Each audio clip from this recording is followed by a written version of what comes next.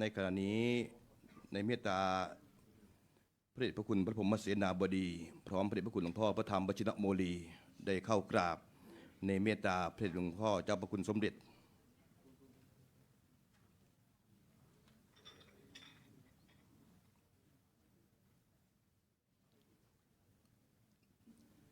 พิธีทอดพระป่ามหากุศล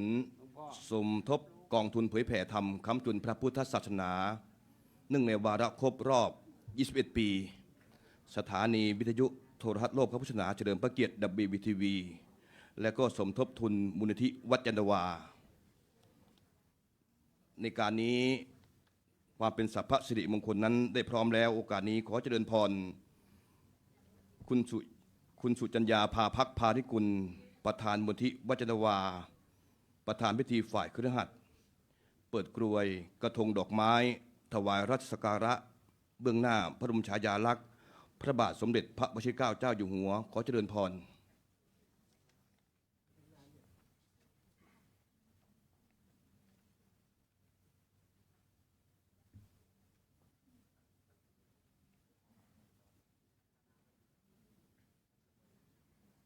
เชิญทุกท่านได้ยืนขึ้น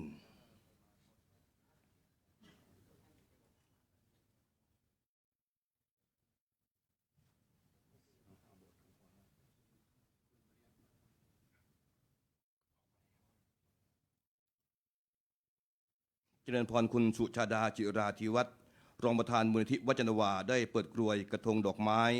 ถวายรัชสักการะ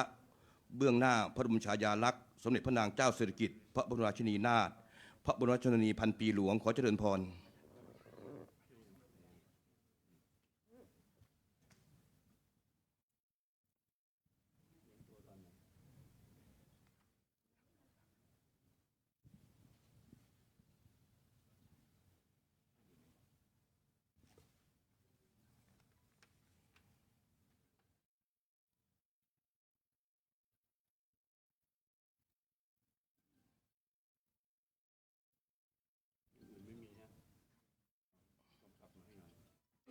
เชิญทุกท่านได้นั่งลง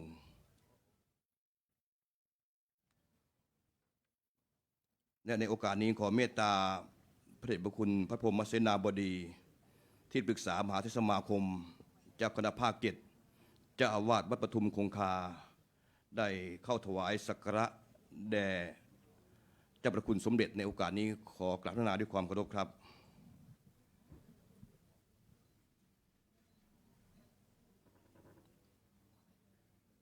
ขอกราบพระนาพระเดชพระคุณพระธรรมวชิรโมลีเจ้าอาวาสวัดจันทวาได้เข้าถวายสักการะกราบพระนาด้วยความเคารพครับ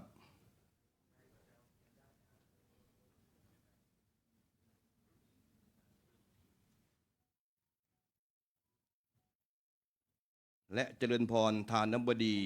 มหาอุบาสิกาของวัดจันทวาทั้งสองท่านได้เข้าถวายสักการะในเมตตาหลวงพ่อเจ้าพระคุณสมเด็จเจริญพรคุณสุจัญญาภาภักพานิกุลและคุณสุชาดาจิราธิวัฒน์ทั้งสองท่าน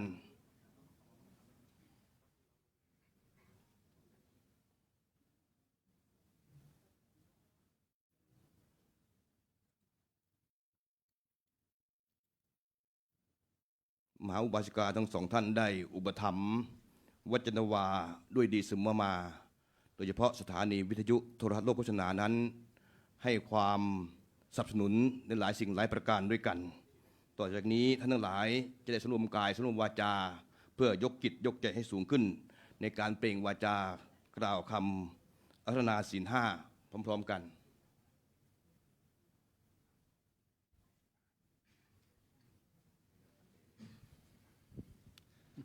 มะยังพันเตวิสุงวิสุงรักขณทายะติสารเนนะสหปัญจศีลา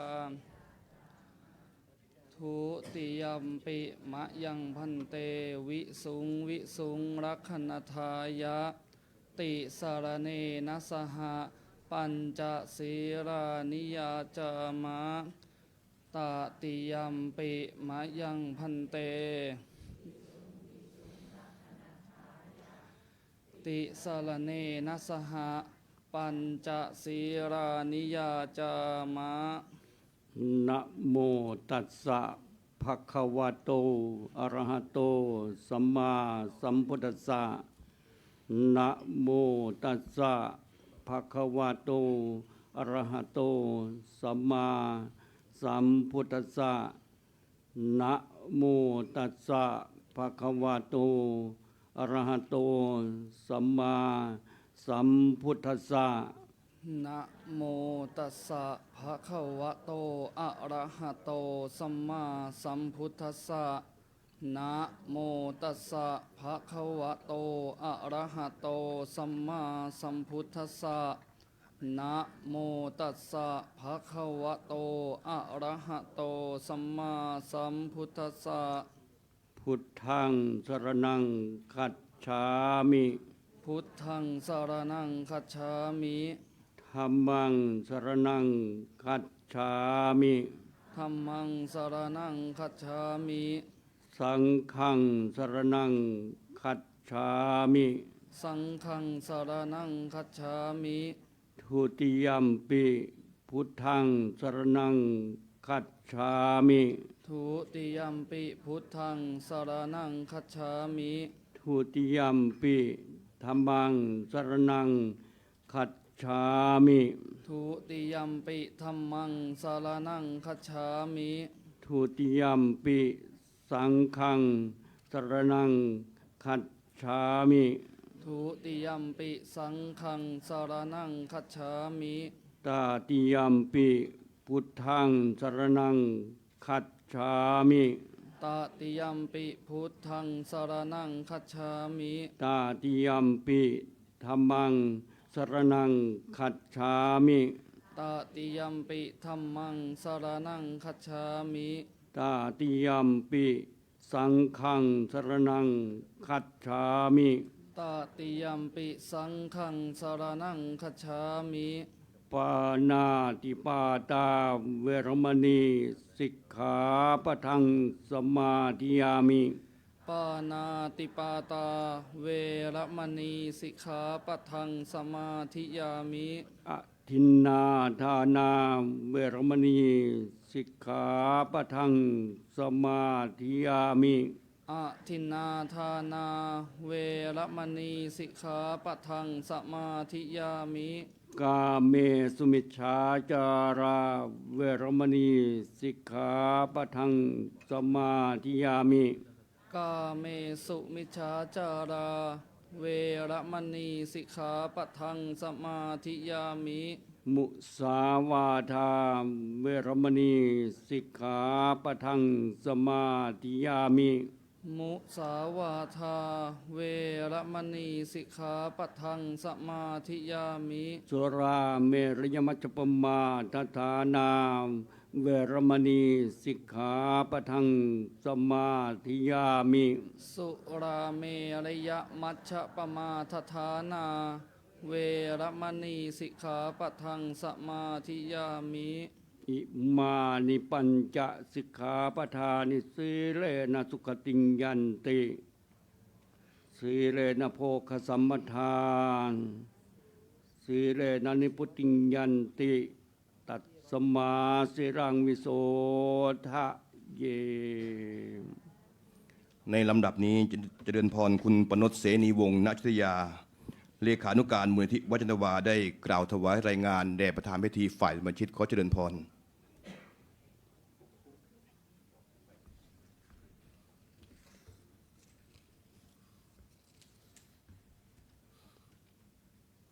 กราบนมัสการ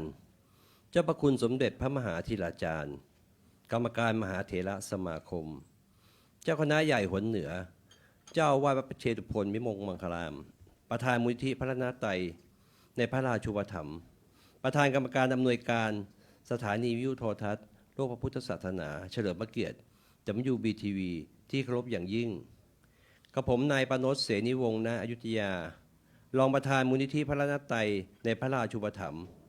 รองผู้อำนวยการสถานีวิทยุโทรทัศน์โลกพระพุทธศาสนาเฉลิมพระเกียรติ WBTV และเลขานุการวัจนวา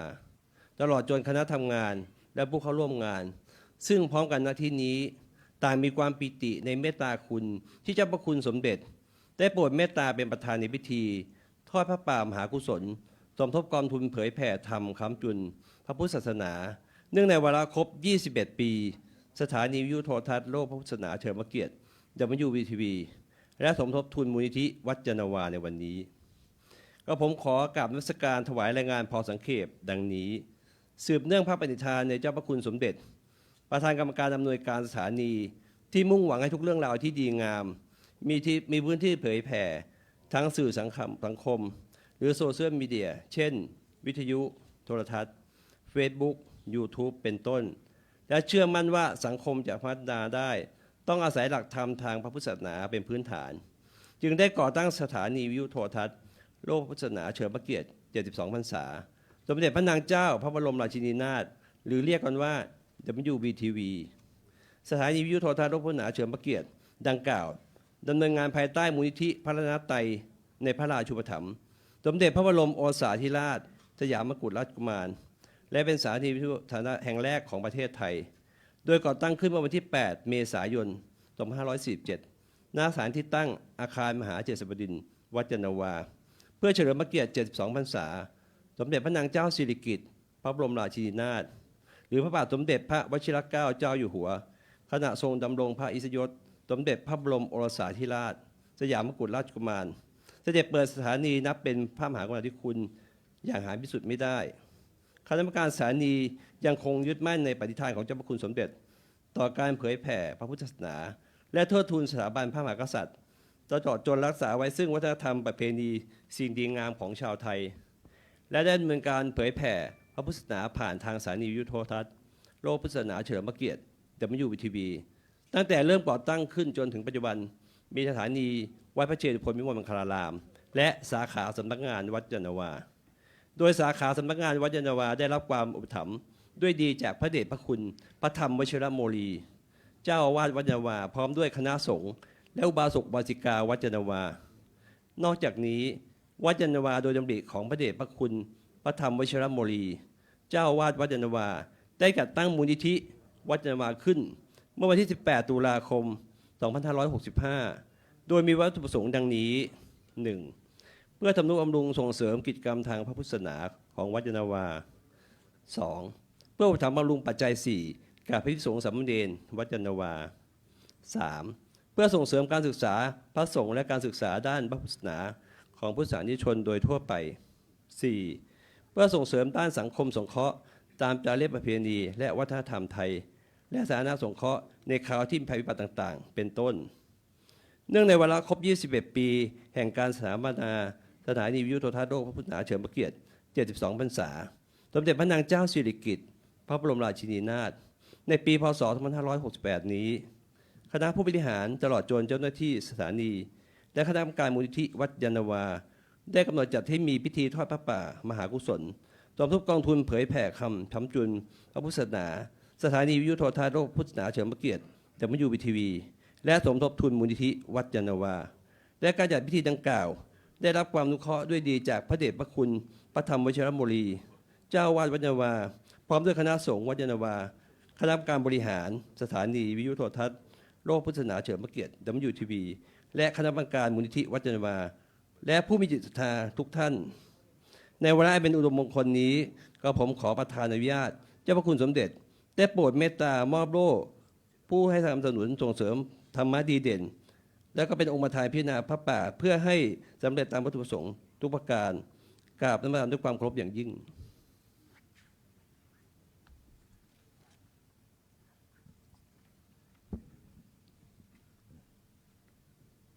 เกล้าพระมหาไทยอิสรธรรมโมขออนุญาตเบิกรายนามผู้เข้ารับโล่เกียรติคุณบุคคลองค์กรต้นแบบด้านการส่งเสริมความเจริญของพระพุทธศาสนาในพิธีทอดพระป่ามหากุศลสมทบกองทุนเผยแผ่ทำค้ำจุนพระพุทธศาสนาในวาระครบรอบ 21 ปี สถานีวิทยุโทรทัศน์โลกพระพุทธศาสนาเฉลิมพระเกียรติ WBTV และเพื่อสมทบทุนมูลนิธิวัดยานนาวาพระพรหมเสนาบดี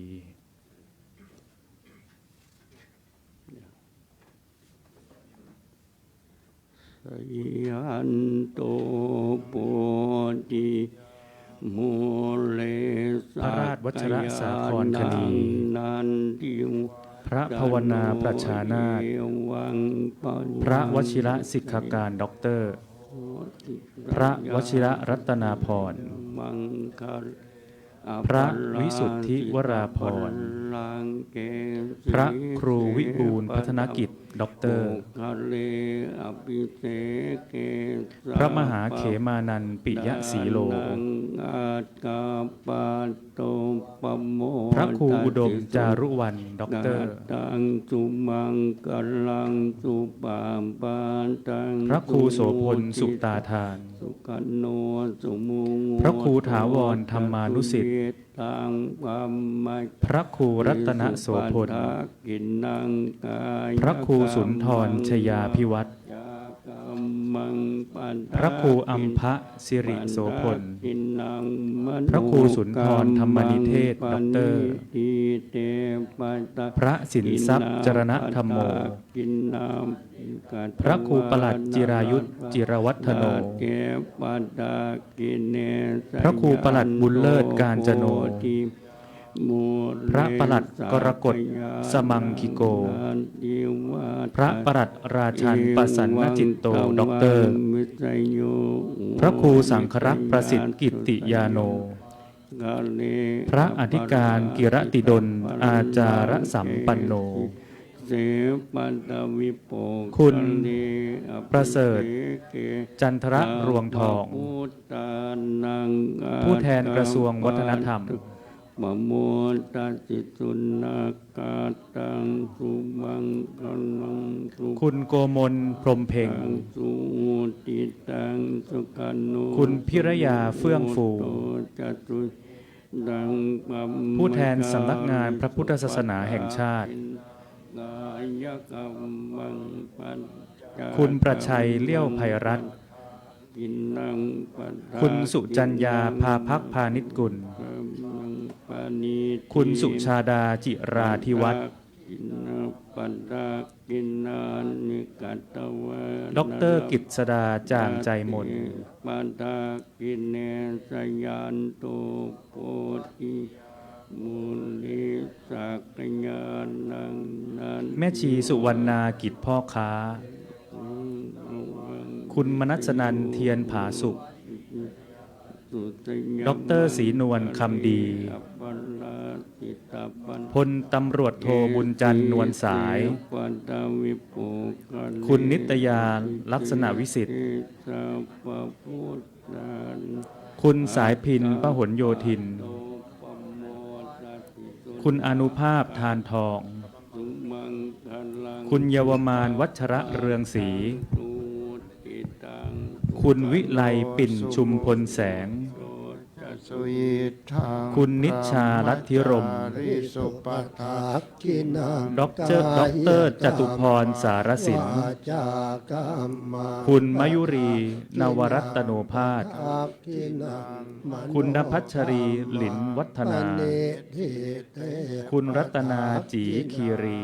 ทักขินานิกัตตวะ คุณกันพิออนสุวรรณ เทวทักขิเน คุณพันธ์สวรรณนรมิตร โพธิยามุ คุณสสิวรรณโมลีวัฒน์ นันทิวัฒน์ คุณประนต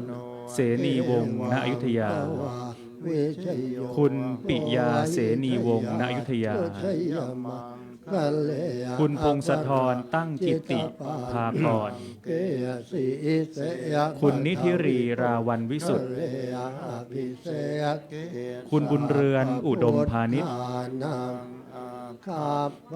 โต คุณสุรชัยพิชัย ขาตังสุมังกัลลัง คุณรัตพรภักดีธรรมโรจน์ สุติตังสุขันโนสุโม คุณจุมพลโชติรัตน์ ทางพระม คุณฉลองคุณพันทองลิ้มเรืองโรจน์ ที่นางยากรรม ดอกเตอรทิติการปรียพัฒน์ มังปะทากินัง คุณกนกรัตน์ชาวดอน กินังมโนกรรม คุณณภัทรกรผาติวุฒิพัฒน์ คุณกฤษณะนวลทิม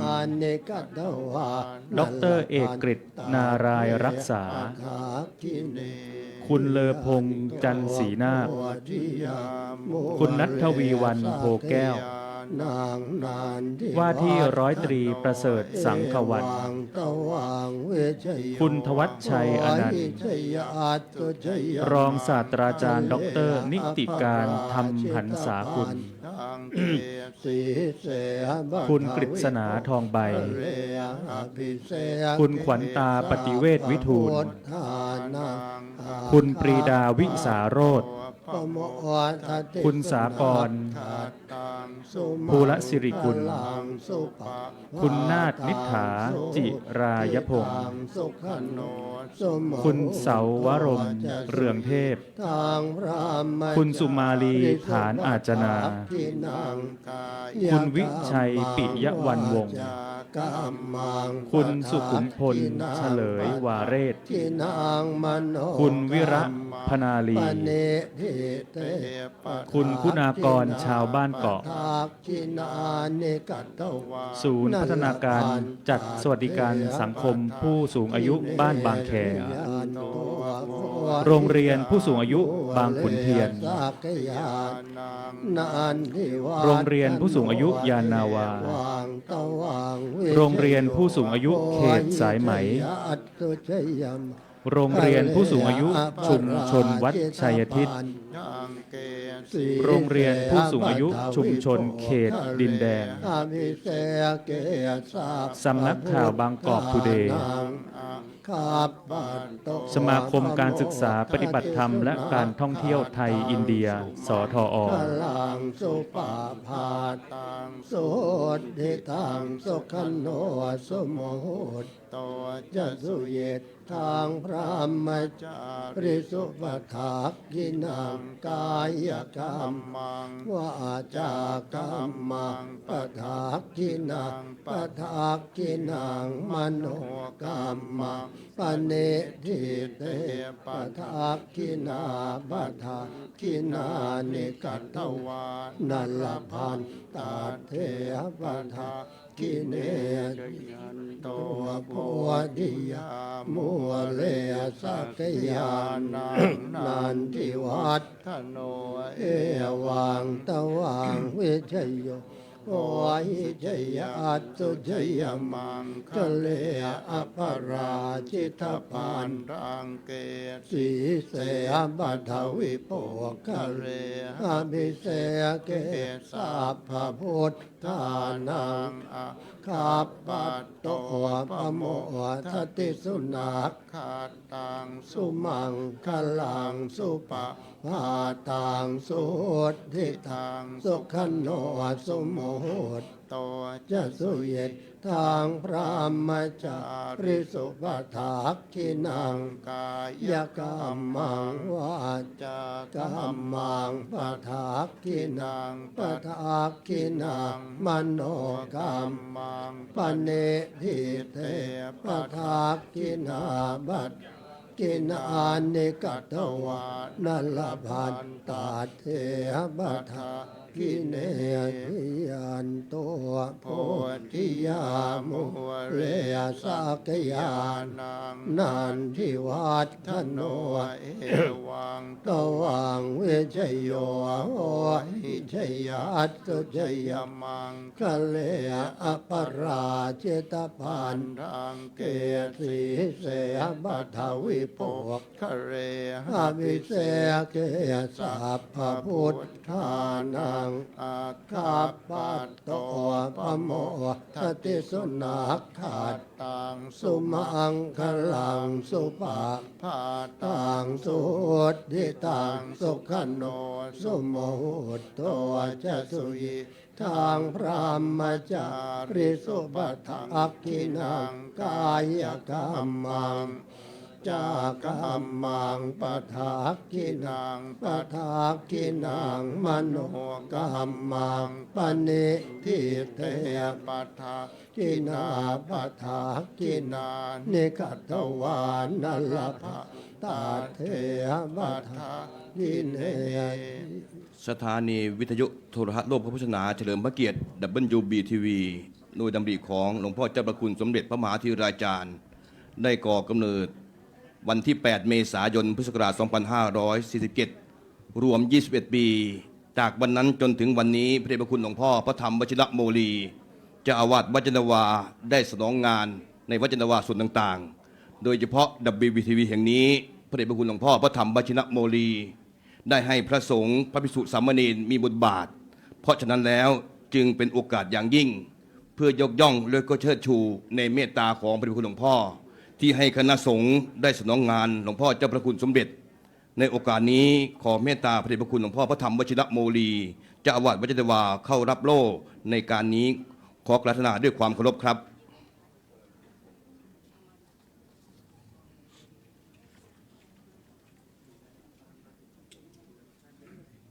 หลวงพ่อพระธรรมวชิรโมลีนี้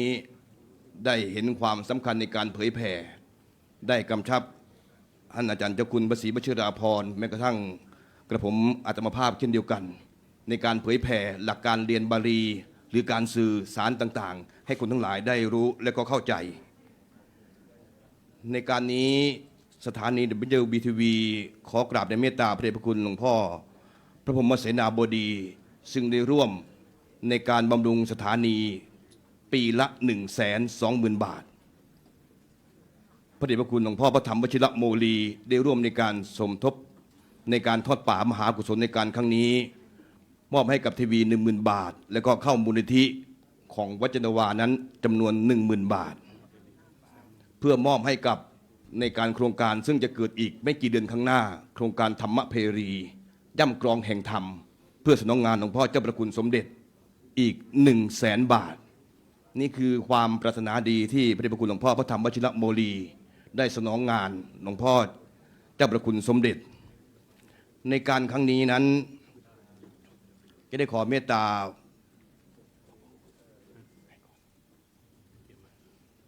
พระเดชพระคุณหลวงพ่อพระธรรมวชิรโมลีเจ้าอาวาสวัดจันทวาได้เข้าถวายปัจจัยในการบำรุงในการทอดผ้าป่ามหากุศลและก็มูลนิธิในการครั้งนี้ด้วยความที่อยากให้คำสอนในการเผยแผ่ในทางพุทธศาสนาผ่านสถานี WBTV นั้นให้มากๆหลวงพ่อนั้นจึงให้ความสำคัญและก็เป็นแกนหลักของคณะสงฆ์ในการเผยแผ่ในการครั้งนี้ก่อนที่จะได้ให้ทั้งหลายได้ชื่นใจแต่ละสายแต่ละหน่วยงานว่ามีความสำคัญอย่างไรบ้างกับ WBTV ซึ่งเป็นชื่อเรียกง่ายๆในโอกาสนี้จะได้เจริญพรทานบดีประธานพิธีฝ่ายคฤหัสถ์คุณสุจัญญาภาภักพาธิกุลมหาอุบาสิกาของวัดจันทวาซึ่งเป็นประธานมูลที่วัดจันทวาได้กล่าวคำถวายผ้าป่าในการสมทบกองทุนเผยแผ่ธรรมค้ำจุนพระศาสนาในการครั้งนี้โอกาสนี้เจริญพรคุณสุจัญญาภาภักพาธิกุลเจริญพร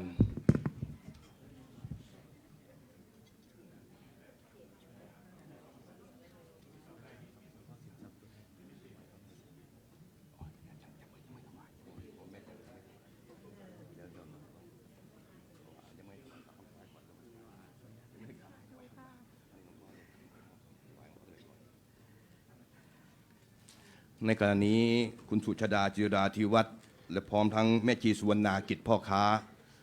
ได้เป็นผู้แทนทั้งหลายขอเรียนเชิญทุกท่านว่านะโมพร้อมกันนะคะ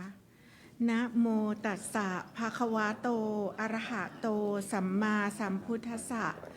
นะโมตัสสะภะคะวะโตอะระหะโตสัมมาสัมพุทธัสสะนะโมตัสสะภะคะวะโตอะระหะโตสัมมาสัมพุทธัสสะอิมานิมะยังพันเตปักสุกูลจิวรานิสัปปริวารานิภิกขุสังคสะโอโนชยามะสาธุโนพันเตภิกขุสังโฆอิมานิปังสุกูลจิวรานิสัปปริวารานิปฏิคันหาตุอัมหากังทีคารตัง หิตายะ สุขายะ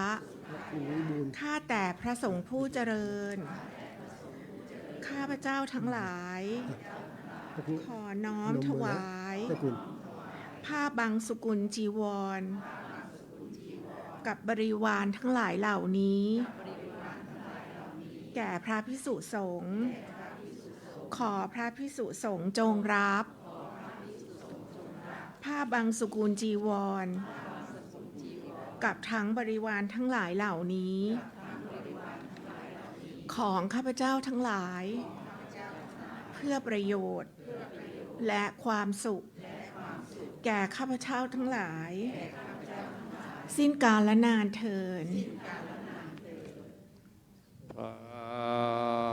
ธุ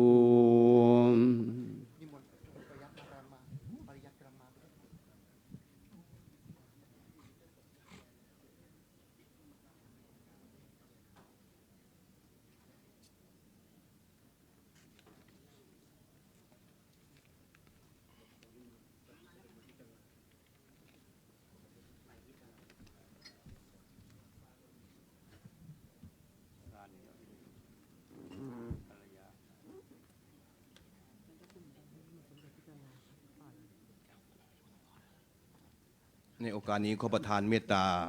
หลวงพ่อเจ้าประคุณสมเด็จได้พิจารณาผ้าป่าบางสุกุลขอกรุณาด้วยความเคารพยิ่งครับ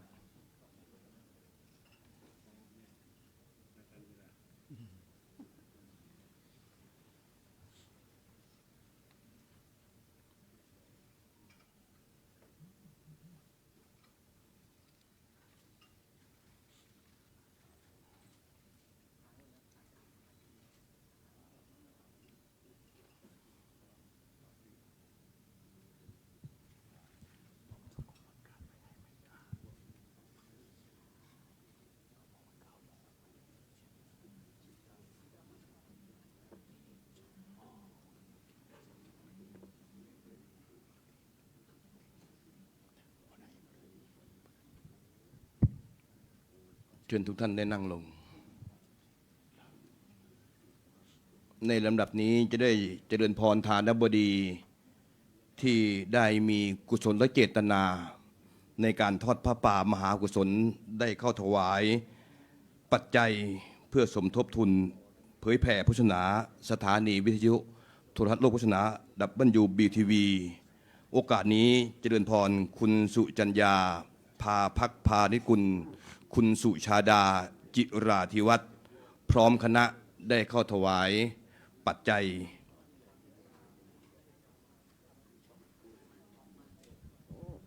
โดยในการครั้งนี้คุณสุจัญญาพาพักพานิกุลคุณสุชาดาจิราธิวัฒน์พร้อมคณะได้ร่วมปัจจัยเบื้องต้นนั้น 641,620 บาท 641,620 บาทอันนี้เป็นส่วนในเบื้องต้น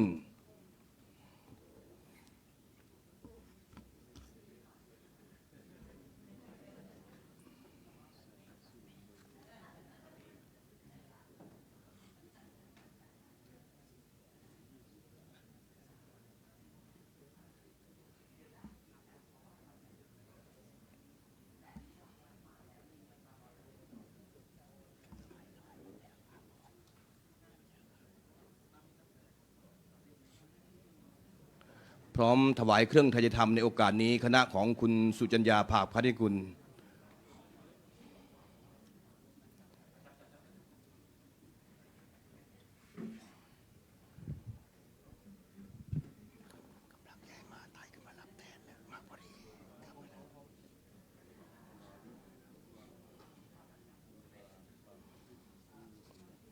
ลำดับถัดไปเจริญพรแม่ชีสุวรรณากิจพ่อค้าได้เข้าถวายปัจจัยในการบำรุงสถานีวิทยุโทรทัศน์โลกพุทธศาสนาเฉลิมพระเกียรติ WTV วัดจันทวาซึ่งแม่ชีนั้นไ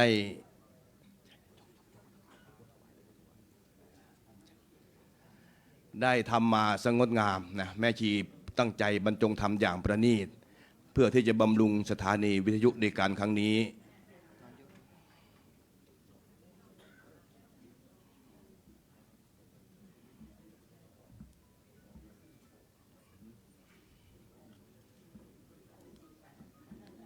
นอกจากนี้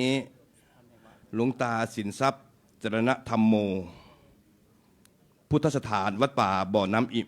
น้ำพระอินทร์ได้ร่วมในการสมทบทุนผ้าป่าในการครั้งนี้เป็นปัจจัย 100,000 บาท โดยมีผู้แทนของหลวงตาสินทรัพย์นั้น จะได้เข้าถวายปัจจัยแด่หลวงพ่อเจ้าประคุณสมเด็จในการครั้งนี้ ขอเบื้องต้นนี้ให้คณะของคุณสุจัญญาภาภักพันธิกุลซึ่งเป็นมหาอุบาสิกา อุปถัมภ์อุปถากวัจนวาด้วยดีเสมอมานั้นร่วมบันทึกภาพก่อนในเบื้องต้น ซึ่งก็ถือว่ามีหลายท่านคุณเยาวมานวชิระเรืองศรี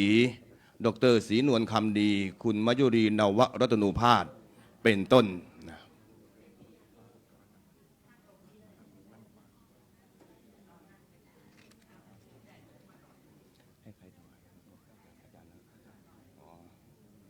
อาจารย์เมื่อคณะของประธานพิธีฝ่ายคฤหัสถ์ได้บันทึกภาพเป็นที่เรียบร้อยกลับมานั่งอย่างเก้าอี้ที่รับรอง ท่านอาจารย์พระครูประหลัดจิรายุจิรวัฒโนนะซึ่งเป็นผู้แทนหลวงตาสินทรัพย์จรณธรรมโม พร้อมกับศิษยานุศิษย์จะได้เข้าถวายปัจจัยจำนวน 100,000 บาทแด่หลวงพ่อเจ้าประคุณสมเด็จซึ่งเป็นประธานพิธีฝ่ายประชิตในการครั้งนี้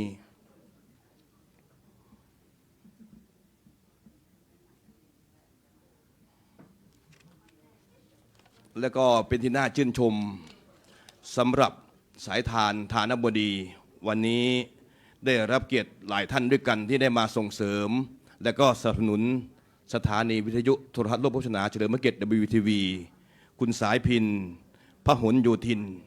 ร่วมสนับสนุนทีวีเป็นปัจจัย 50,000 บาท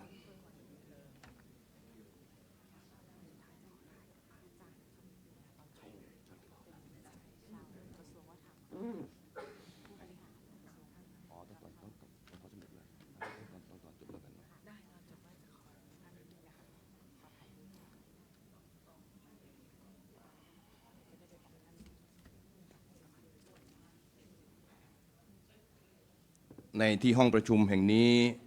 ฐานบดีทั้งหลายได้ร่วมสมทบทุนในสายต่างๆหากท่านไหนที่ไม่ได้เอ่ยนามตกบกพร่องประการใดมีความประสงค์ที่จะถวายร่วมในการสมทบทุนกองทุนเผยแผ่ธรรมค้ำจุนพุทธศาสนา WBTV ก็ขอเจริญพรได้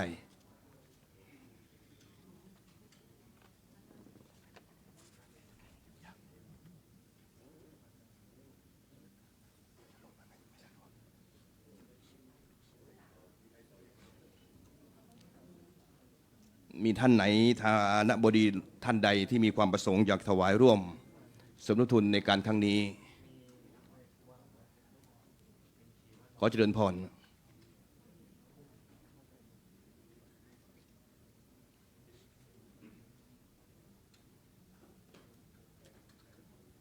เจริญพรฐานบดีที่มีความประสงค์อยากจะถวายร่วมผ้าป่าในการครั้งนี้ได้เข้าถวายได้ในโอกาสนี้ได้เลย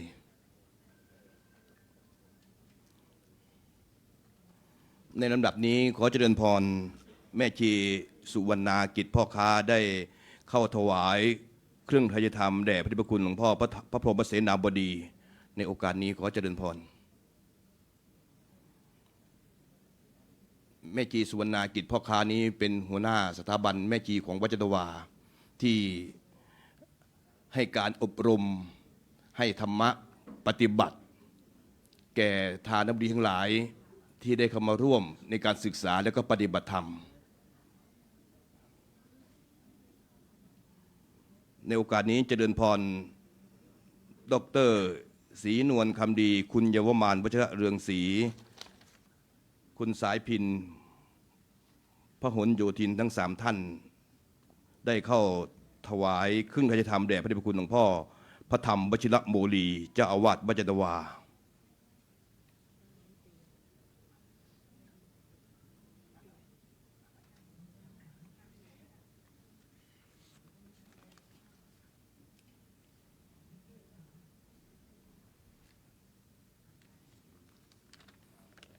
ทั้ง3ท่านที่เอ่ยนามได้เข้าถวายเครื่องทายธรรมแด่พระเดชพระคุณหลวงพ่อพระธรรมวชิระโมลี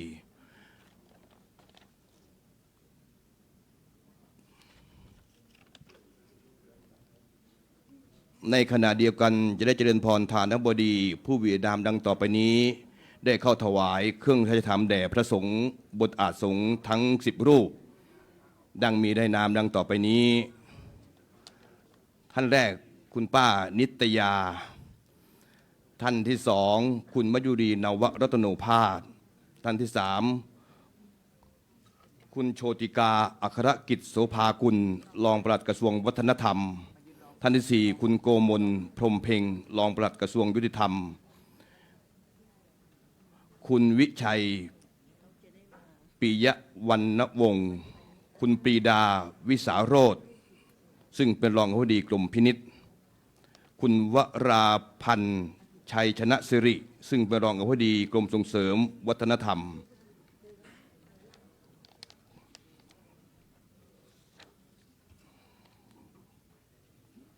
คุณนิตยาลักษณะวิสิทธิ์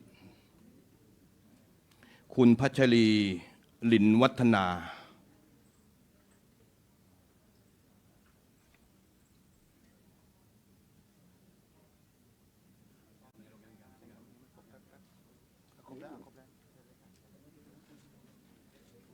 ทั้ง10 ท่านเมื่อพร้อมกันแล้วก็ได้เข้าถวายเครื่องไทยธรรมแด่พระสงฆ์ทั้ง10 รูป ขอเจริญพร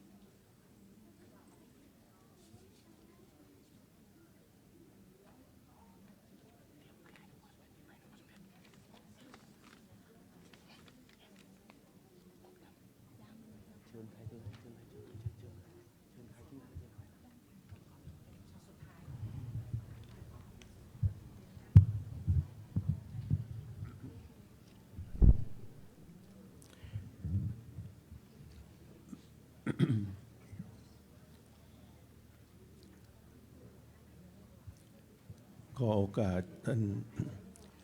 พระเถรานุเถระในมณฑลพิธีนี้ทุกรูปซึ่งมีท่านเจ้าคุณพระพรหมเสนาบดีที่ปรึกษากรรมการมหาเถรสมาคมเจ้าคณะภาค7วัดปทุมคงคาท่านเจ้าคุณพระธรรมวชิรโมลีเจ้าวาดวัดยานนาวาพร้อมด้วยคณะสงฆ์ทุกรูปเป็นต้นญาติโยมสาธุชนทุกท่านที่มาร่วมในพิธีบำเพ็ญกุศลในวันนี้ทุกท่านผมอาตมาภาพขออนุโมทนาในกุศลเจตนาของทุกรูปและของทุกท่านที่ได้พร้อมเพรียงกันมาในการบำเพ็ญกุศลเนื่องในโอกาส ทอดผ้าป่าสามัคคีและ บำเพ็ญกุศลในโครงการของสถานีโทรทัศน์ WVTV โลกพระพุทธศาสนาแห่งประเทศไทยในพระราชินูปถัมภ์และในโอกาสรวมเป็นกุศลของมูลนิธิบัญญานาวาเป็นต้นในครั้งนี้เป็นการ สืบสารประเพณีอันดีงามที่ผมพร้อมด้วยคณะสงฆ์และญาติโยมชาวบัญญานาวาได้ร่วมกันบำเพ็ญมาตั้งแต่ผมได้รับพระมหากรุณาธิคุณให้ ย้ายจากวัดราชาวาสมาครองวัดยานนาวาเมื่อปีพุทธศักราช 2544 เป็นต้นมา ซึ่งในโอกาสนั้นผมได้รับพระมหากรุณาธิคุณพระเมตตาคุณจากสมเด็จบรมพระสมภารเจ้าพระบาทสมเด็จพระเจ้าอยู่หัวภูมิพลอดุลยเดชมหาราชสมเด็จพระนางเจ้าพระบรมราชินีพระราชชนนีพันปีหลวงและสมเด็จพระวชิรเกล้าเจ้าอยู่หัวเมื่อครั้งยังดำรงสมณพระจริยยศที่สมเด็จพระบรมโอษาธิราชสยามกุฎราชกุมารให้มาครองที่วัดยานนาวานี้ ซึ่งในการมาในโอกาสนั้น ก็ได้ตั้งใจที่จะสนองงานของมหาเถรสมาคมของคณะสงฆ์และสถาบันตลอดถึงของศรัทธาสาธุชนญาติโยมในการฟื้นฟูพัฒนาวัด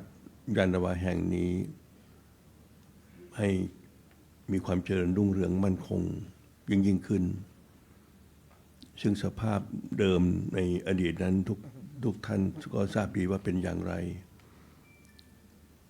แม้จะติดขัดด้วยงบประมาณ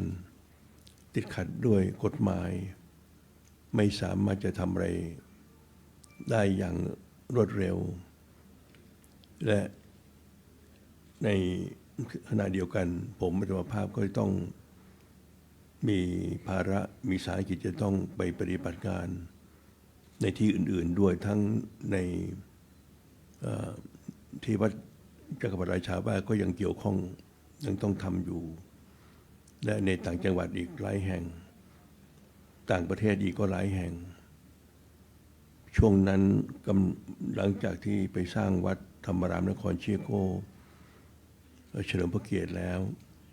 ได้สร้างศาลาเฉลิมพระเกียรติถวายในโอกาส50 ปี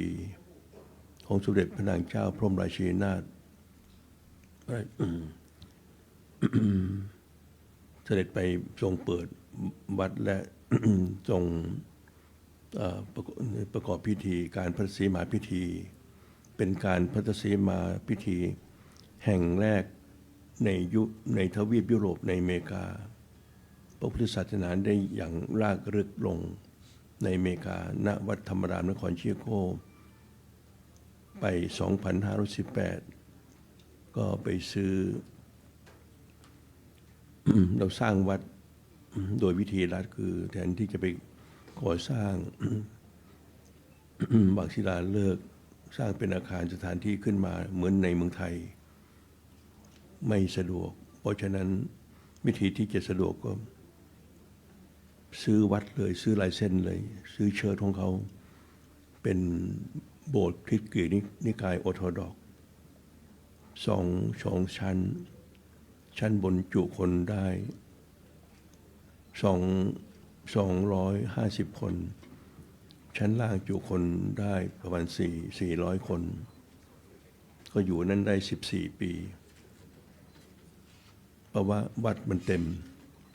คนมันแน่นวัดทีแรกมีคนไทยชาวพุทธมาประมาณ300 คนทางที่ก็บอกว่าโอ้ทำไมสมาชิกอยู่มากมายขนาดนี้มันเป็นเชิญประจำหมู่บ้านพอมากขึ้นก็เป็นจำนวนเป็นหลายพัน 4,000 5,000 คนไม่มีที่รองรับก็เลยต้องไปเช่าที่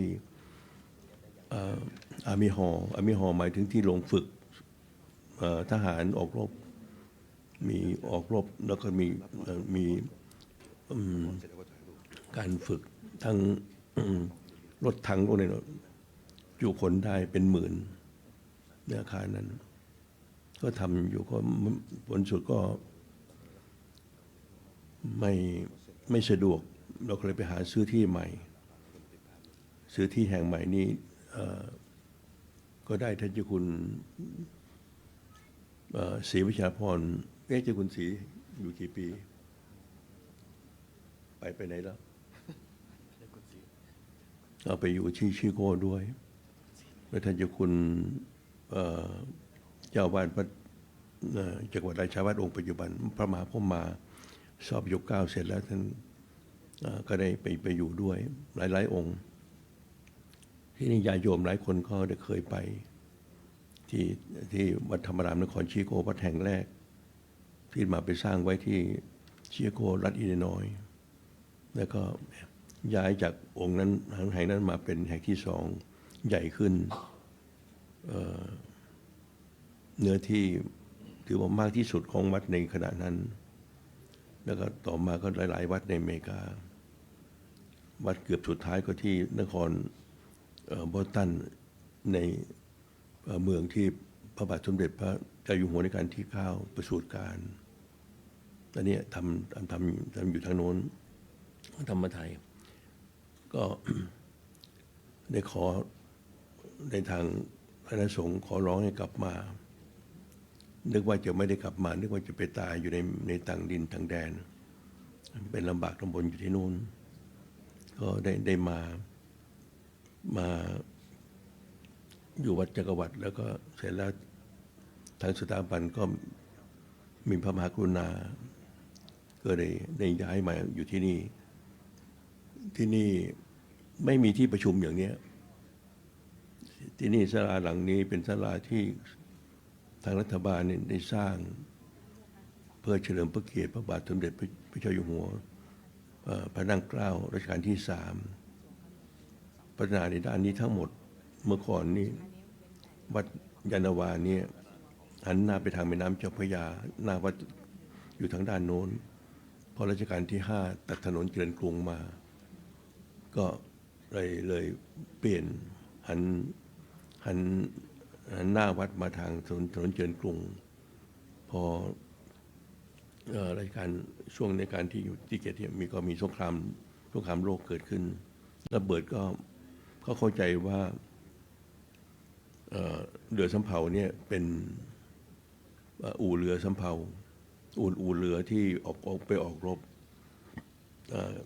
ทางฝรั่งเศสเขาเอาเครื่องบินมาบอมที่วัดยานนาวานี่บอม2 3 4 ลูกลงที่โบสถ์ด้วยไม่ระเบิดแต่ราคาโบสถ์พังตรงเรือด้วยเนี่ยเป็นอัศจรรย์มากก็ยังคงเหลืออยู่แต่ว่าพระอยู่ไม่ได้หนีหมดเลยแล้วเขาตอนสงการสงบแล้วเขาพระก็กลับมาอาตมาตั้งใจจะมาสืบสานการพัฒนาวัดนี้ได้พยายามศึกษาดูว่าจะทำยังไงทำตามกำลังความสามารถเพราะว่าเราไม่มีงบประมาณรัฐบาลก็ไม่มีวัดก็ลำบากไม่มีตึกในแถวของวัดเองก็ราคาถูกราคาที่อื่นเขาขึ้นไปหมดแล้วทุกวัดที่นี่ยัง20 บาท40 บาทอยู่ตึกวัดเนี่ยแล้วก็วัดก็ไม่ได้กรมการศาสนาเขามาเก็บไว้ก็จะไปเบิกมาใช้จ่ายก็ลำบากอยู่ในฐานะลำบากตอนนั้นอาตมาก็พยายามพัฒนาแต่สิ่งที่มาจะขาดไม่ได้คือเรื่องสากิจต่างๆกิจวัตรต่างๆที่พยายามทำขึ้นมาอย่างที่เป็นที่ปรากฏอยู่เพราะนั้น ได้ปรารภกับพระที่ได้มาทำงานร่วมกันแล้วมาจากวัดจักรวรรดิเนี่ยมีท่านเจ้าคุณศรีเมื่อครั้งยังเป็นพระมหาเกรียงไกรอยู่ก็มาเป็นคณะเป็นสำรับทุกองค์แล้วก็เมื่อก่อนที่วัดเนี่ยอดีตเจ้าวาดก็คือท่านเจ้าคุณพระพรหมโมลีรองสมเด็จพระราชาคณะท่านไปมรณภาพที่พม่า เป็นโอกาสที่ทางสถาบันก็พิจารณาว่าจะให้อาตมาเนี่ยย้ายจากวัดจักรวรรดิไปเป็นเจ้าวาดวัดไหน ก็ดูความเหมาะสมก็เลยให้มาที่นี่ แต่ว่าอาตมาอยู่ที่วัดจักรวรรดินั้นเป็นพระรามหลวงชั้นโทชนิดราชวรมหาวิหาร แต่มาอยู่ที่วัดนี้ได้มาเป็นเจ้าวาดแต่เป็นเจ้าวาดวัดพระรามหลวงที่ไม่มีสร้อย เป็นพระรามหลวงลดฐานะลงมาเป็นชั้นตรี เพราะฉะนั้นเมื่อวันที่พระบาทสมเด็จพระรัชกาลเจ้าอยู่หัวขึ้นครองศรีราชสมบัติแล้ว ในวันที่หลังจากขึ้นครองราชย์แล้วเนี่ย2562 วันที่22 มีนา2563ได้รับนิมนต์ให้ไปเทศที่ในพระตำหนักในวังก็พูดหลายเรื่องมีจนถามหลายเรื่องเฝ้าอยู่ประมาณตั้งแต่6 โมงเย็นจนถึง6 ทุ่มเสร็จแล้ว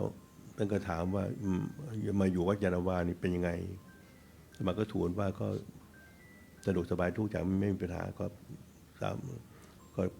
พยายามสนองพระมหากรุณาธิคุณและพระเมตตาคุณใน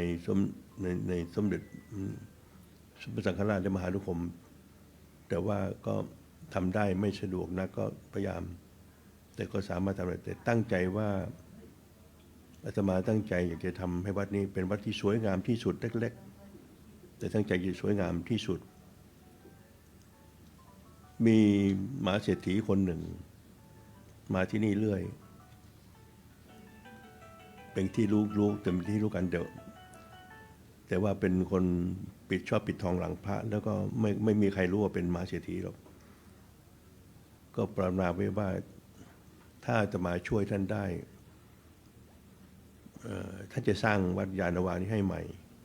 แต่อยากจะย้ายวัดยานนาวาไปที่อื่นท่านจะขอมาพัฒนาที่วัดนี้เป็นบริษัทของท่านขณะเดียวกันทางสิงคโปร์หรือทางเมืองจีนก็พูดอย่างนั้นมาก็ตอบท่านบอกว่าวัดเนี่ยมันซื้อขายไม่ได้เป็นที่ธรณีสงฆ์ไม่ได้หรอกแต่ไม่ท่านบอกว่าไม่ได้ก็ไม่เป็นไรท่านบอกว่าถ้ามาช่วยท่านได้ท่านมีปัญหาท่านบอกว่าไม่มีใครจะช่วยท่านได้เป็นเรื่องการเมืองทางธุรกิจถ้าช่วยได้ก็แต่รู้ว่าอาตมานี่เกี่ยวข้องอยู่กับบุคคลที่สามารถจะช่วยแก้ได้ท่านจะมาสร้างวัดนี้ให้ใหม่เลยอาตมาก็นึกว่าก็รับไว้แต่ว่าก็ไม่เชื่อเราจะทำได้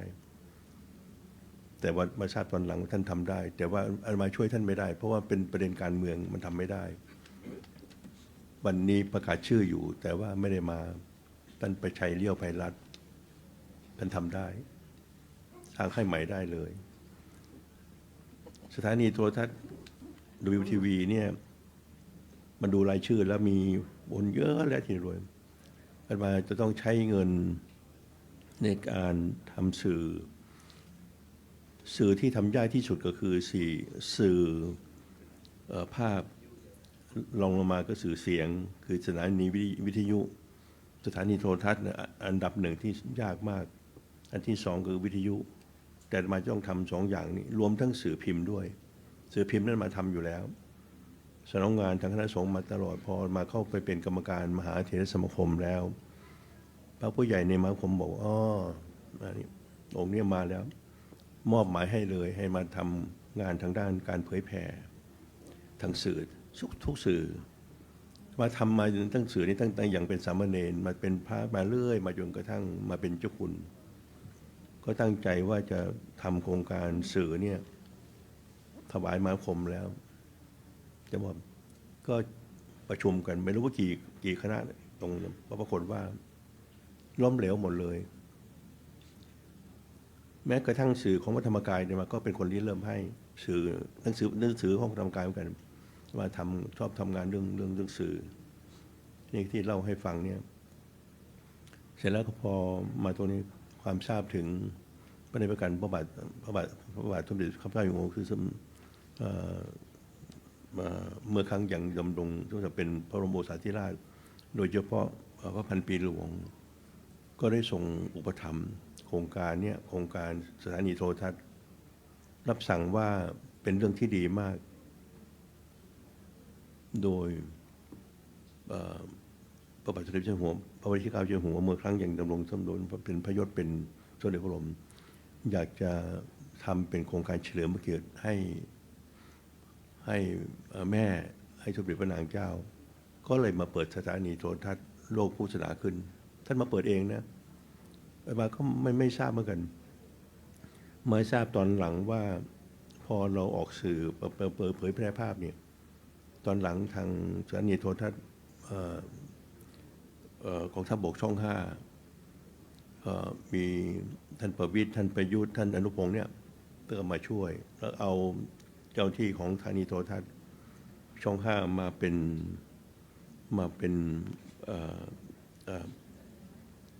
นแบบอย่างมาเป็นผู้นำเพราะตอนนั้นก็มีแต่พระทำกันเองแล้วก็คารวะก็ไม่มีความรู้เอาเจ้าที่สถานีโทรทัศน์มา10 กว่าคนเอาผู้อำนวยการใหญ่มาด้วยมาทำอยู่พอท่านทำได้ประมาณก็ออกขึ้นเผยแพร่อยู่แต่เราต้องการอยากจะขึ้นทางดาวเทียมมันลำบากมากตอนนั้นคุณทักษิณเนี่ยเป็นนายกคุณทักษิณก็พยายามจะช่วย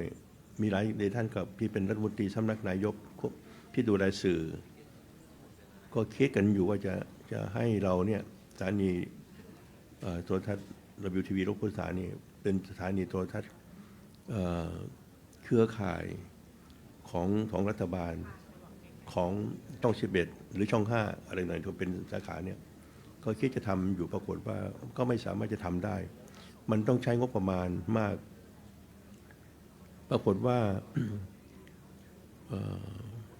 เราใช้เงินอยู่ประมาณเดือนหนึ่งประมาณ3 ล้านถึง5 ล้านเนี่ยขึ้นปรากฏว่า คุณประชัยเดี่ยวภัยรัตน์เนี่ยนี่พูดรับหลังนึกว่าท่านมาวันนี้เวลามาพวกเราก็ดูให้ดีนะควรจะเรียงลำดับที่จะมารับโล่เลยนะคราวก่อนนี่เราเจอปัญหาแล้วนะมูลที่โรงพยาบาล50 พรรษาเนี่ยคุณเลขาของเราเนี่ยคุณแดงที่อยู่ข้างล่างสถานีโทรทัศน์เนี่ยไม่ใช่มูลที่โรงพยาบาล50 พรรษาเนี่ยเราจัดงานก็พระเจ้าอยู่หัวเสด็จมาก็มานั่งเป็นแถวนี้เวลาจะมาเข้ามารับของที่ลึกเนี่ยคุณไปชัยให้ไปนั่งอยู่สุดท้ายนู่นน่ะแล้วก็ไหว้ตามศักดิ์แล้วพวกรัฐมนตรีพวกนั้นก็มานั่งอยู่แถวหน้าแต่ว่ายังไงก็ตามเขานั่งตามศักดิ์เขาตามศักดิ์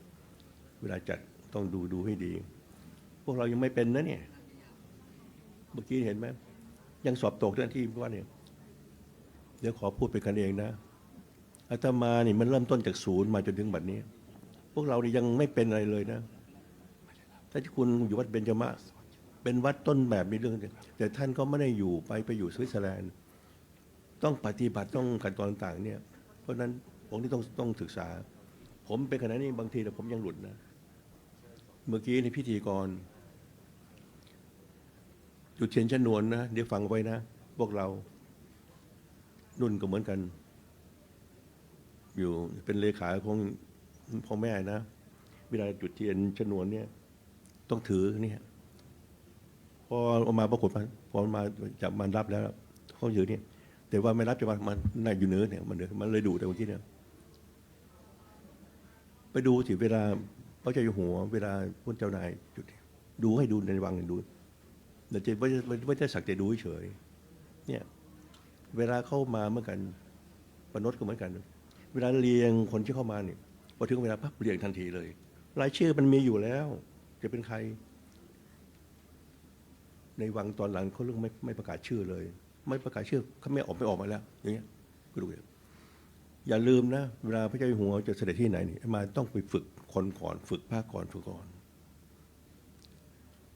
เบื้องหลังการถ่ายทำนี่มาทำมาแล้วไม่ใช่มานั่งอยู่ที่นี่มานี่ไม่เป็นไรนะมันต้องมาทำมาแล้วนะลูกแห่งมันไม่เรียบร้อยมาก็ต้องไปฝึกเวลาพระจะออกไปนี่บางทีในกรณีที่เจ้านายเป็นฝ่ายหญิงอย่างสมเด็จพระเทพใช่ไหม เพราะนั้นจึงไม่นิยมให้พระมารับ ท่านไปถวายเลย มันดูง่าย แล้วอีกอย่างหนึ่งเมื่อกี้เนี่ยสังเกตโล่นี่ถ้าเป็นผู้ชายเนี่ยพระจะมอบให้ผู้ชายมันนี่จะมอบให้ผู้ชายไม่ต้องให้กับมือ แต่ให้ผู้หญิงก็ต้องมีบางคนนั้นก็มีผ้าบางทีปอกพุทธสุดไม่ทันแล้วบางทีผู้หญิงก็เหมือนผู้ชายผู้ชายเหมือนผู้หญิง แล้วก็งงตัวนี้เป็นต้นพุทธสุดเลยจับเลย ถ้าจะให้ดีนะผู้ชายมอบให้ภาพเนี่ยมันสวยต้องผู้ยมผู้หญิงเนี่ยแล้วก็มือก็สวยเนี่ยมันจะเป็นระเบียบพิธีวัฒนธรรมประเพณีของไทยเรานี่นะในทางในพระพุทธศาสนานี่งดงามมากไม่มีในที่อื่นในโลกเนี่ยการแต่งกายแต่งกายการวางตัวตั้งเรียบนั้นไม่มีในศาสนาอื่นในประเทศอื่นก็เกตดูก็ได้พวกเราเนี่ยหาวัฒนธรรมประเพณีพุทธศาสนาเราพูดอันดำเนินพุทธศาสนางดงามนี่มาเล่าให้ฟังอย่างพระเหมือนกันนะพอถึงเห็นไหมที่เรามอบเสาเสมาก็ตามผู้ทำคุณประโยชน์ตามไม่ว่าจะเป็นพระหรือญาติโยมก็ตามพอถึงเวลาเจ้าที่เขาจะมาเรียงก่อนแล้วเดี๋ยวก็เข้ามาเมื่อก่อนประกาศชื่อตอนหลังนี้ไม่ประกาศแล้วเพราะว่าที่ไม่ประกาศเพราะไม่เอ่ยชื่อไม่ไปแล้วบางทีเป็นผู้แทนมารับอย่างนี้เป็นต้น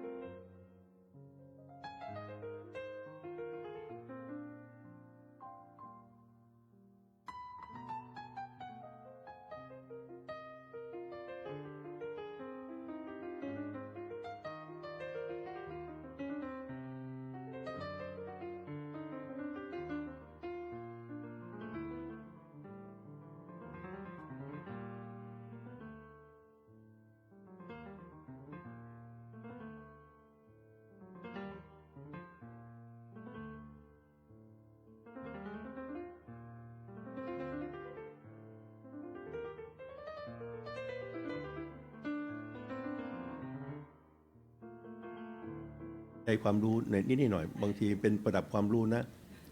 มันเป็นวิชาการเหมือนกันแต่ว่ามาเนี่ยมันไม่มีเนี่ยเนนที่บวชบางบอกมาที่นี่กันอาตมาอยากจะพบเนนอย่างน้อยเดือนละครั้งก็ไม่จัดให้อาตมาพระเจ้าอยู่หัวรัชกาลที่ 9รับสั่งว่าก่อนจะสิ้นพระชนม์บอกว่าได้ทำทุกอย่างประมาณ 4,000-5,000 โครงการเนี่ยยังขาดโครงการหนึ่งที่ยังทำไม่บรรลุผลโครงการนั้นคือสอนเด็กสอนลูกท่านทำเป็นแล้วของเราคือเนนสามเณรทรัพยากรทางศาสนาคือสามเณรเนี่ย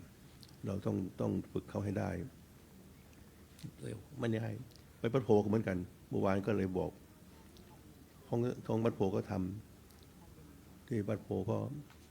ส่งไปที่ทำรังสีที่ชะอำตอนนี้สมาก็บอกว่าท่านมาขอรายการหนึ่งขออยากจะไปคุยกับเนนอยากจะไปอยู่เขาเพราะว่าสามเณรเนี่ยเราต้องดูแลให้ดีฝึกให้ดีนี่ยังดีเนนอย่างวัดโมลีปีที่แล้วนี่ที่สอบประโยค9 17อายุ17 ปีประโยค9เนี่ยมันได้มันท่องเอามันก็ได้สินี่ท่านยุคุณผมเจนาเนี่ยนี่ท่านประโยค8นั้นท่านจะใช่ไหมประโยค7ท่านจะปีนี้พระเจ้าอยู่หัวเปิดโอกาสให้พระที่มีฐานานุศักดิ์หรือสมณศักดิ์แล้วเนี่ยแต่ยังไม่ได้ประโยค9นี่โปรดให้เรียนได้ตัวนี้เปิดขยายเลยตัวนี้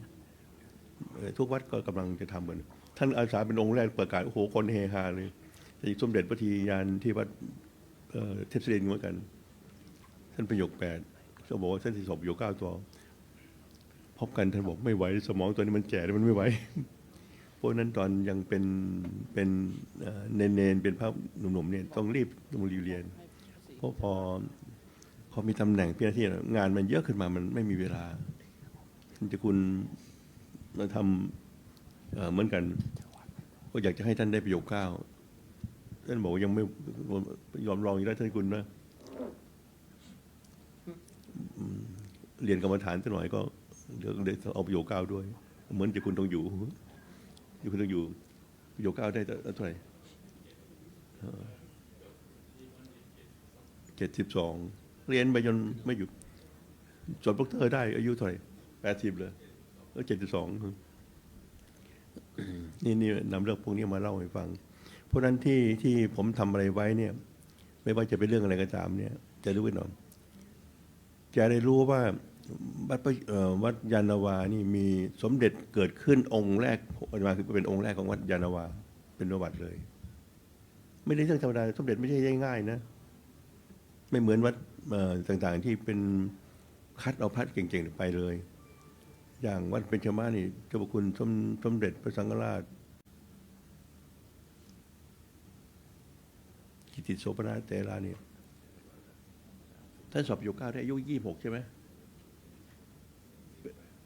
เป็นเจ้าคุณอายุ26นะ18เหรอ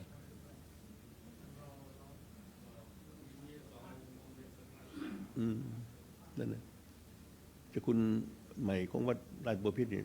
ภาษา17ใช่ไหมภาษา7เลยภาษา7เดี๋ยวมีเรื่องจะคุยอยู่เดี๋ยวมันเอาเรื่องเก่ามายังมีเรื่องจะต่ออีกเนี่ยเอาเรื่องต่างๆทุกอย่างไว้เนี่ยเสร็จแล้วเนี่ยไม่มีใครมาช่วยสถานีโทรทัศน์เข้ามามีคนเดียวคุณประชัยว่าโอ้โหหลวงพ่อมีลูกศิษย์เต็มบ้านเต็มเมืองไม่มีใครช่วยหลวงพ่อเลยเพียงเงินเพียงแค่3 ล้าน5 ล้านนี่ทำไมไม่ช่วยหลวงพ่อมันรวมๆกันแกเลยให้เลยผมให้1 ปีนะคุณประชัยคนแรกทำให้สถานีโทรทัศน์เราสามารถออกอากาศได้เอาไปมามันไม่ใช่ปีเดียวเกือบ10 ปีหรือ10 กว่าปีเขาให้มาตลอดเลยนะตอนหลังมาโควิดมาเศรษฐกิจเขาไม่ไหวตอนนี้เขาก็เลยนี่ก็ไม่ได้มานี่คุณประชัยความจริงคุณประชัยในใจเขาถึงแต่บังเอิญเขามีปัญหาเรื่องนั้นเรื่องหลายอย่าง ต้องพูดหลังไมค์ไม่ต้องพูดตรงนี้ความจริงอ่ะเนี่ยเช่นคุณประชัยเข้าใจถึงเขาจะช่วยเพียง1 ปีปรากฏว่าทำมา10 กว่าปีมีเข้าเดิมผลที่สุดตอนนี้ค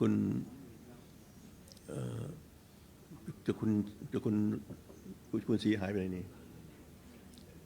คุณพนตตอนนี้คุณไปชัยยังถวายเท่าไหร่ตอนนี้ไม่มีแล้วใช่ไหมเมื่อก่อนนี่เหลือ500,000ประมาณนั้นเหลือ200,000ตอนนี้ไม่มีแล้วตอนนี้เนี่ยคุณไปชัยตอนนี้เพราะฉะนั้นการที่พวกเราได้มาสืบสารงานการเผยแผ่พุทธศาสนาซึ่งมันไปไม่ได้แล้วเนี่ยเมื่อก่อนก็มาก็ไม่มีตอนหลังนี่เรามีแล้วมีจนต้องทำโหมีสถานีโทรทัศน์WTV แห่งเดียวที่ยังสามารถยืนยันนอกนั้นล้มหมดเลยวัดธรรมกายก็ล้มของวัดพิชัยญาติก็ล้มของสำนักงานพุทธศาสนาแห่งชาติก็ตามกันล้มหมดของเราเพราะมันเป็นสถานีโทรทัศน์สีขาวไม่มีสปอนเซอร์การพนันอะไรต่างๆมันไม่มีเราก็อยากจะให้วางแผนไว้เอาสปอนเซอร์ทางด้านกิจกรรมที่ทางที่ทำธุรกิจสีขาวนี่มันมีไหมอย่างร้านเครื่องบวชพวกเนี้ยมันก็ไม่พอก่อนด้านแบบพระอาจารย์วาก็ได้ทำท่านเจ้าคุณราชวชิโรดมท่านเจ้าคุณเนี่ยบิณฑบาตมาเอาไปให้พวกพนักงานทีวีเนี่ยเลี้ยงพวกพนักงานทีวีเลี้ยงข้าวพระนะเลี้ยงข้าวก้นบาทเนี่ยมาทำงานสื่อเนี่ยก็ทำมาที่นี่ก็ทำมาจนถึงบัดนี้นี่ตอนนี้พอมาย้ายไปความจริงสถานีโทรทัศน์นี่มีนโยบายว่าอาตมาอยู่ที่ไหนไปที่นั่นย้ายไปด้วยจะเอาไปด้วยปรากฏว่าทางมายังค้างอยู่นี่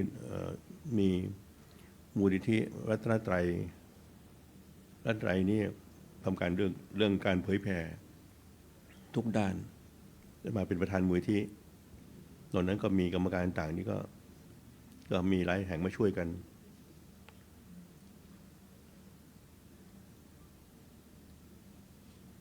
กลับไปเลยวัด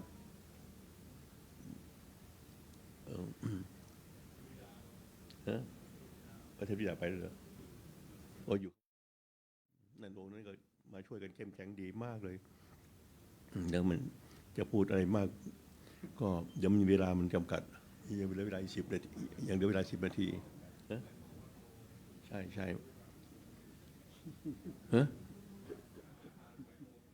ท่านไปบ่ายโมงไปวัดโพธิ์เลย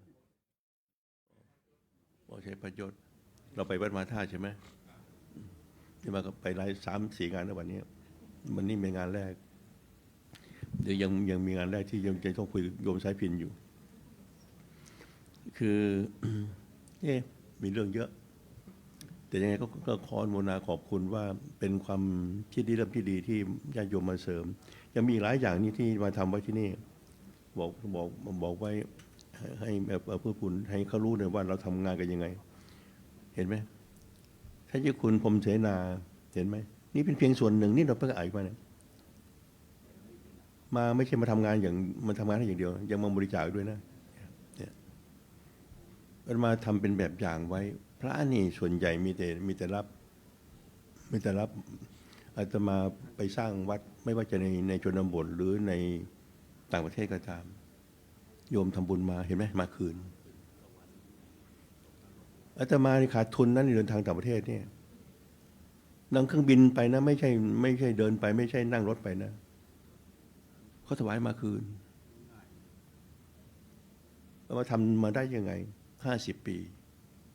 กับงานเนี่ยไปทั่วโลกเลยก็ได้อย่างเงี้ยโยม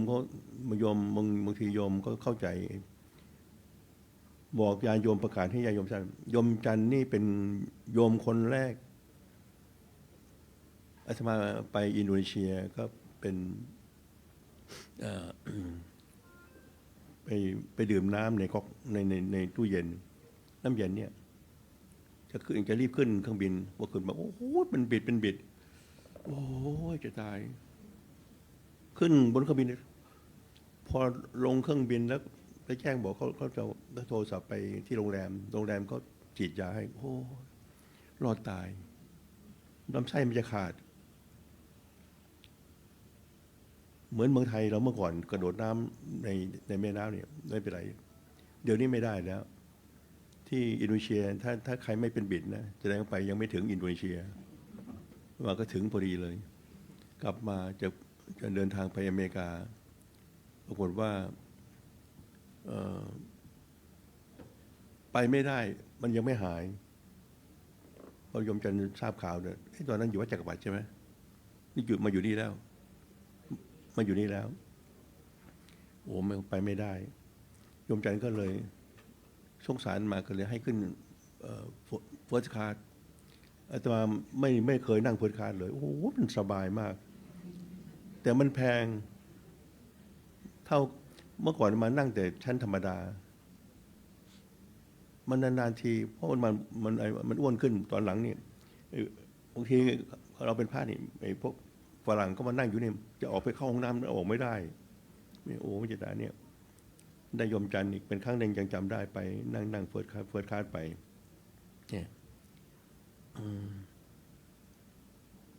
นี่จะเล่าอะไรเรื่องอีก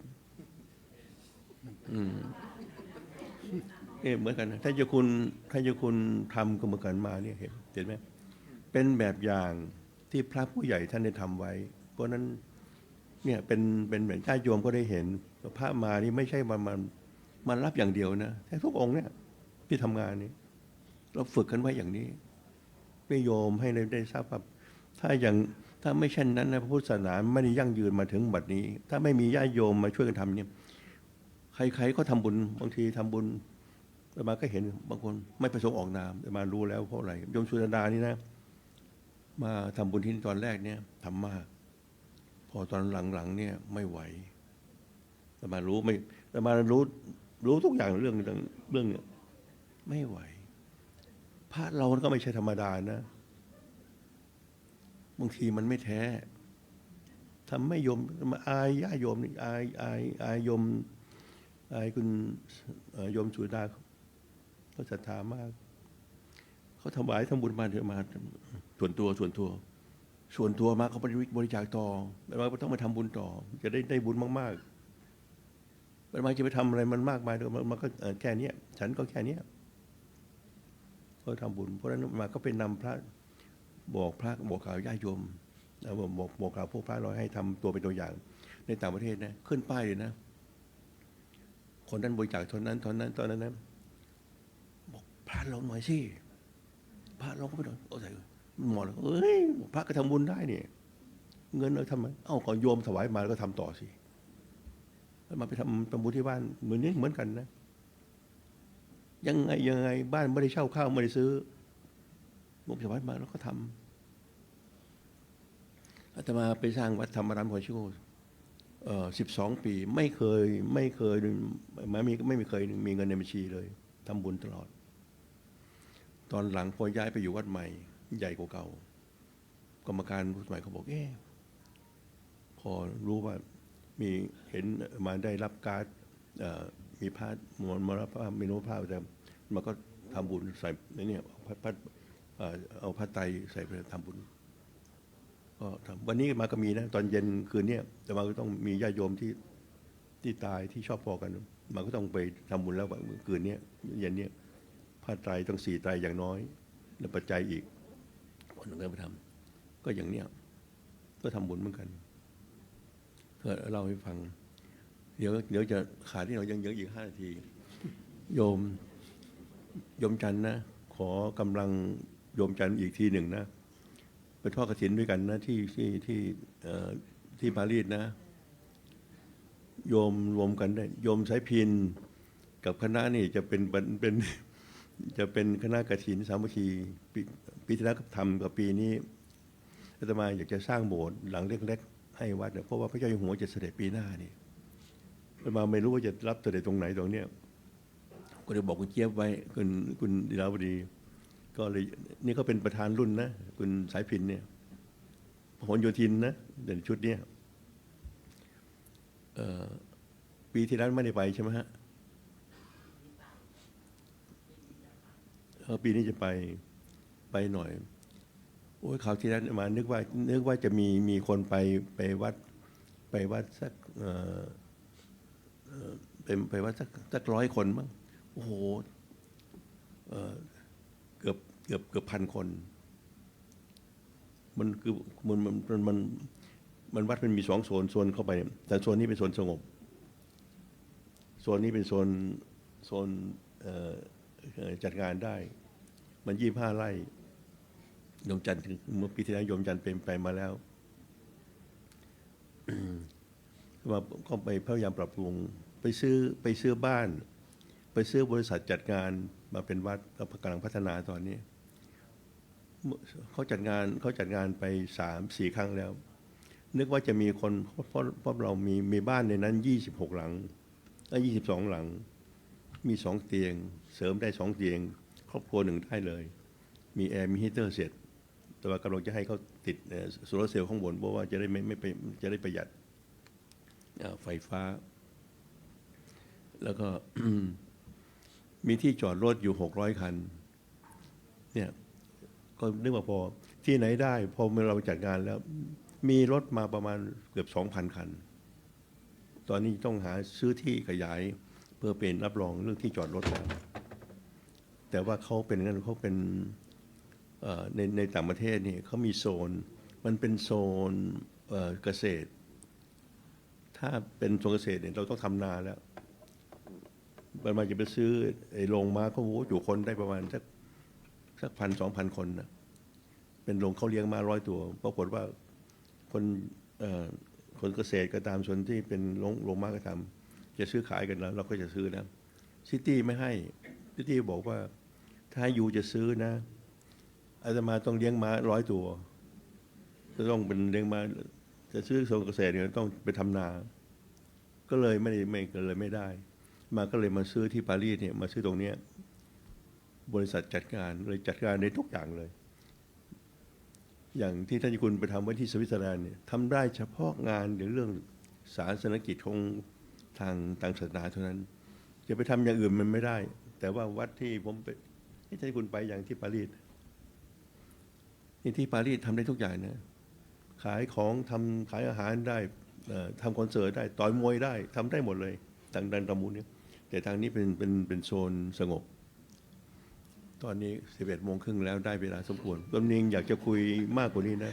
แต่ว่ามีเรื่องดีๆเยอะเลยต้องขออภัยด้วยโยมจันทร์นะชวนพวกไปทอดกฐินออกพรรษาวันที่7วันที่15 ตุลาพระเจ้าอยู่หัวเสด็จไปทอดกฐินที่วัดพระยิรพลเป็นวัดแรกวันที่16มาออกเดินทางเลยไปถึงวันที่17 เช้า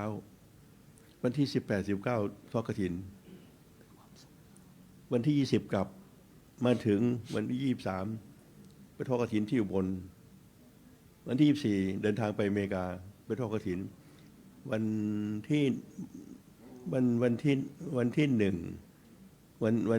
1 พฤศจิกาทอดกฐินที่บอสตันคืนนั้นพอทอดกฐินเสร็จแล้วมาบินไปชิโก้วันที่2ทอดกฐินที่ชิโก้วันที่3กลับเห็นไหมนี่วันชีวิตผมมาเป็นอย่างนี้นี่เพิ่งกลับมาจากออสเตรเลียนิวซีแลนด์นะนิวซีแลนด์นี่แผ่นดินไหวตลอดมาไปพักโรงแรมชั้นเดียววัดเขาก็ชั้นเดียวบ้านชั้นเดียวเพราะหลายชั้นไม่ได้เพราะมันแผ่นดินไหวแต่กลับจากนั้นก็มาที่ออสเตรเลียได้รู้ไม่ขโมยฉันหรอกทีนี้กลับมาลงเครื่องบินมันบินเมื่อก่อนมันบินจากออสเตรเลียมาเมืองไทยได้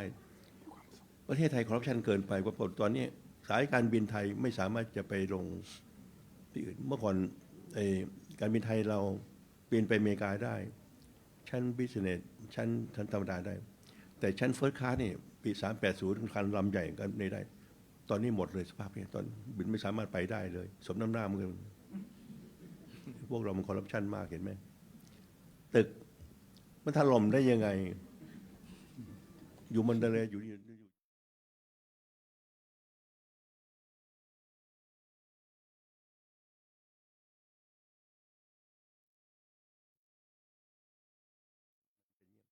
เพราะนั้นอื่นๆยังมีอีกนะ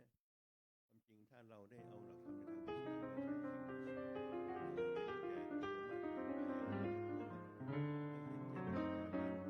ช้ถ้าบ้านเมืองอยู่ไม่ได้เราจะอยู่ได้อย่างไรเนี่ยก็ต้องอาศัยพวกเรา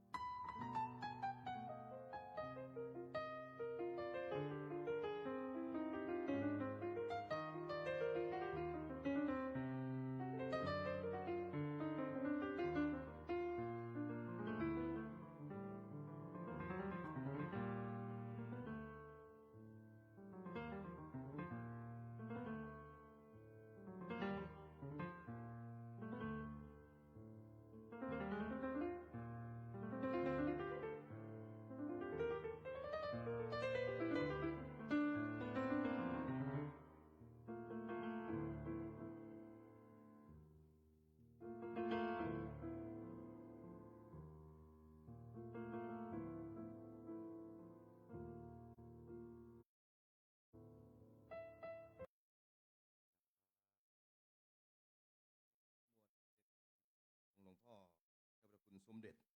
นะของใหม่ก็สร้างของเก่าก็รักษา วัดยานนาวาจึงมี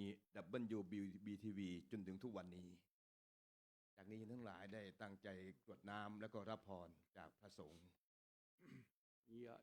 ถาวาริวหาปุราปาริปุเรนติสากรัง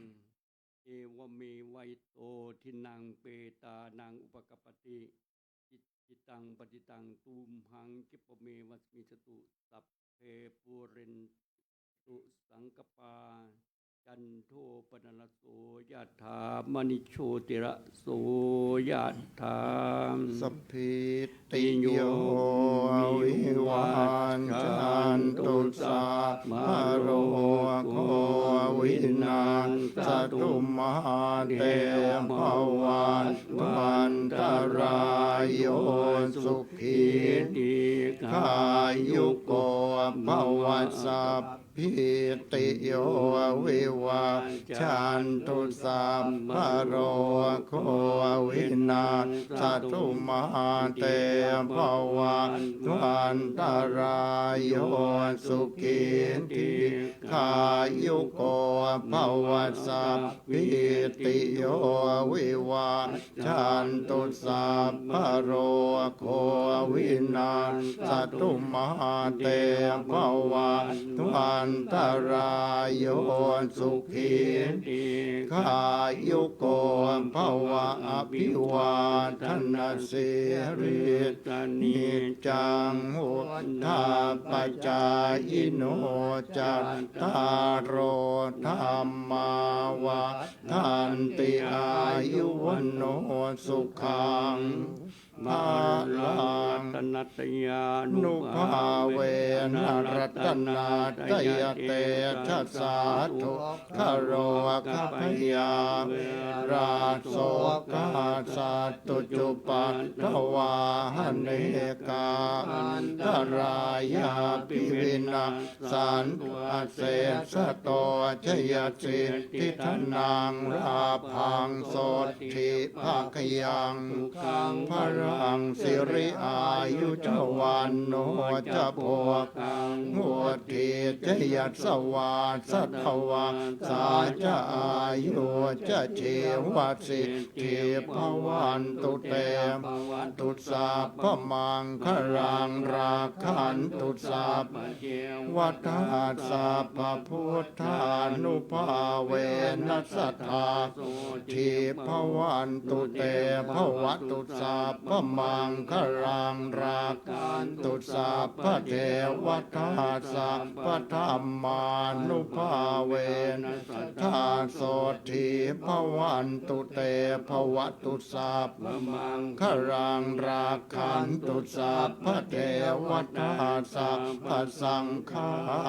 นุภาเวนัสสทธาโสทีภวันตุเต สาธุ ขอประกาศยอดปัจจัยผ้าป่าในเบื้องต้นในการสมทบกองทุนเผยแผ่ธรรมค้ำจุนพระพุทธศาสนา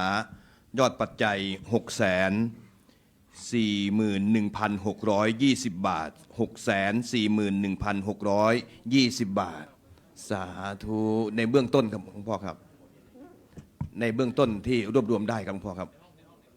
ครับผม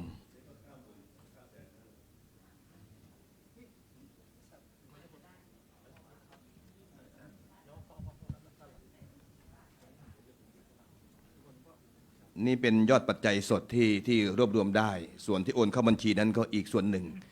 เดี๋ยวเชิญทุกท่านทั้งหลายได้ตั้งใจกราบลาพระรัตนตรัยอรหังสัมมาพร้อมๆกันเชิญ